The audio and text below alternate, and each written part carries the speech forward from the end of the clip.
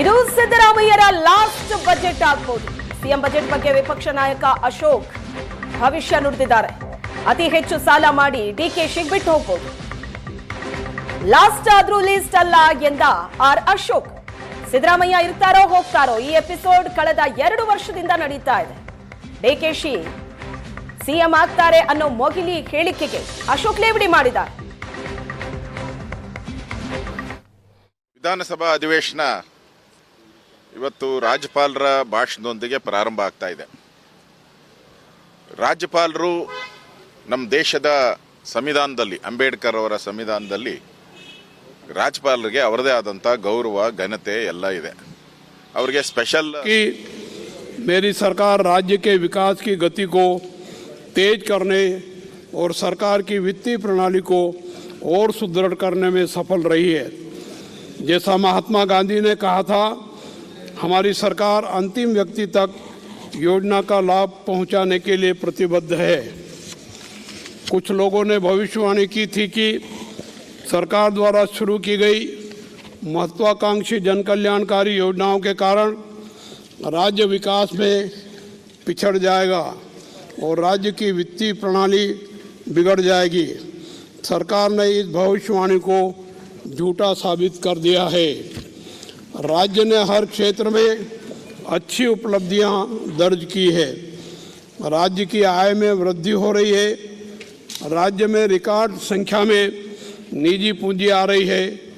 कल्याणकारी कार्यक्रमों के कुशल कार्यान्वयन के कारण असमानता की गंभीरता कम हो रही है. प्रत्यक्ष विदेशी निवेश में राज्य दूसरे स्थान पर है. जीएसटी की विकास दर अच्छी है.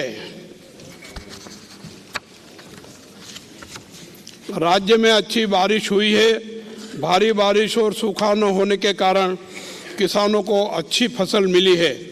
खरीफ और रबी के फसल में लगभग 149 लाख टन कृषि उत्पादन की उम्मीद है. सरकार द्वारा शुरू की गई कल्याणकारी योजनाओं के कारण राज्य में किसान परिवारों में आत्महत्या की संख्या में उल्लेखनीय कमी आई है. जब तुअर दाल और कोपरा की कीमतें गिरी तो मेरी सरकार किसानों के साथ खड़ी रही और उन्हें प्रोत्साहन राशि देकर संबल प्रदान किया.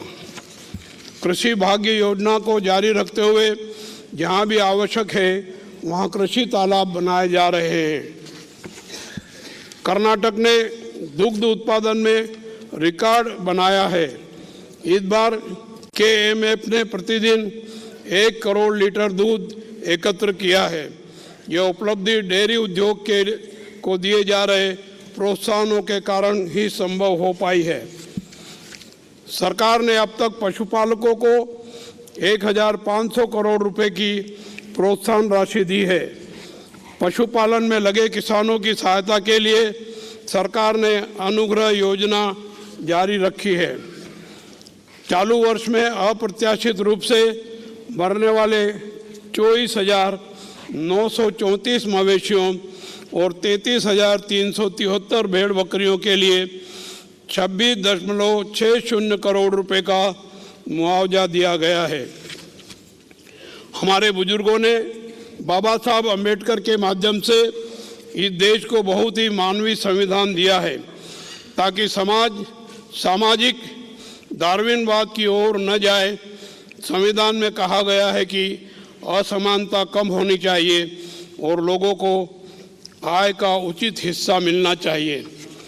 इसके लिए गारंटी योजनाएं लागू की गई है. इसके लिए प्रति वर्ष 52,000 करोड़ रुपए से अधिक के संसाधन उपलब्ध कराए जा रहे हैं. मेरी सरकार के सत्ता में आने के पश्चात से 5 गारंटी योजनाओं के तहत 70,000 करोड़ रुपए सीधे लोगों के बैंक खातों में ट्रांसफर किए गए हैं. कल्याणकारी कार्यक्रमों पर प्रति वर्ष 90,000 करोड़ रुपए से अधिक की राशि खर्च की जा रही है.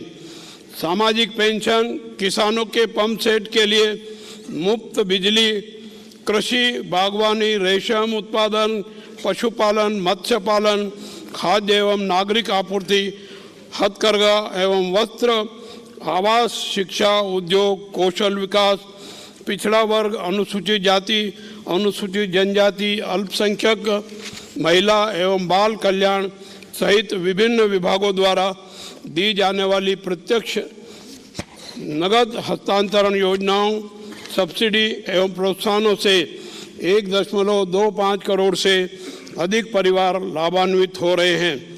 सरकार विकास में कर्नाटक का एक अनूठा मॉडल तैयार कर रही है। कर्नाटक विकास मॉडल का मतलब है जन केंद्रित आर्थिक, सामाजिक और सांस्कृतिक शासन व्यवस्था बनाना। इसमें हरित ऊर्जा, महिला सशक्तिकरण आदि भी शामिल है। कर्नाटक मॉडल का अध्ययन विश्व के कई अर्थशास्त्री और विश्वविद्यालय कर रहे हैं। ऑक्सफोर्ड यूनिवर्सिटी ने अपने ह्यूमन राइट्स हब ब्लॉग में इस मॉडल को अंधेरे में रोशनी बिखेरने वाला और दुनिया के लिए एक खाका बताया है। संयुक्त राष्ट्र के प्रमुख ने इस मॉडल के बारे में जानने के लिए व्यक्तिगत रूप से राज्य का दौरा किया और हमारे कार्यक्रमों की खुलकर प्रशंसा की है। शिक्षा क्षेत्र के लिए भारी मात्रा में संसाधन आवंटित किए जा रहे हैं। शिक्षा विभाग में 13,000 से अधिक स्नातक शिक्षक पद भरे गए हैं।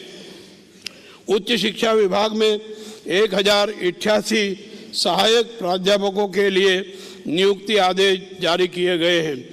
8,311 स्कूल कमरों का निर्माण किया गया है।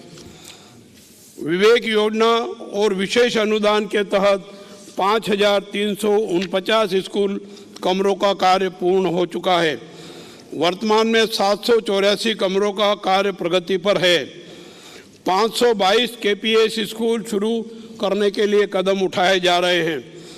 राज्य के 1,953 सरकारी स्कूलों में प्री प्राइमरी स्कूल शुरू किए गए हैं और नर्सरी कक्षाएं खोली गई है। इसके अलावा सरकार और अजीम प्रेमजी फाउंडेशन द्वारा अवकाशों को छोड़कर सप्ताह के सभी दिनों में बच्चों को अंडे उपलब्ध कराए जा रहे हैं। क्षेत्रीय असंतुलन को दूर करने के उद्देश्य से 2002 में डॉक्टर D.M. नंजुंडप्पा की अध्यक्षता में एक समिति गठित की गई थी। समिति की रिपोर्ट के आधार पर अब तक 37,662 करोड़ रुपए राशि जारी किए जा चुके हैं।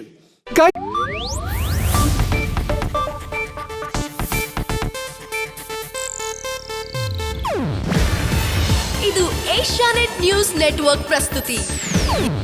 ನೀವು ನೋಡ್ತಿದ್ದೀರಾ ಏಷ್ಯಾನೆಟ್ ಸುವರ್ಣ ನ್ಯೂಸ್.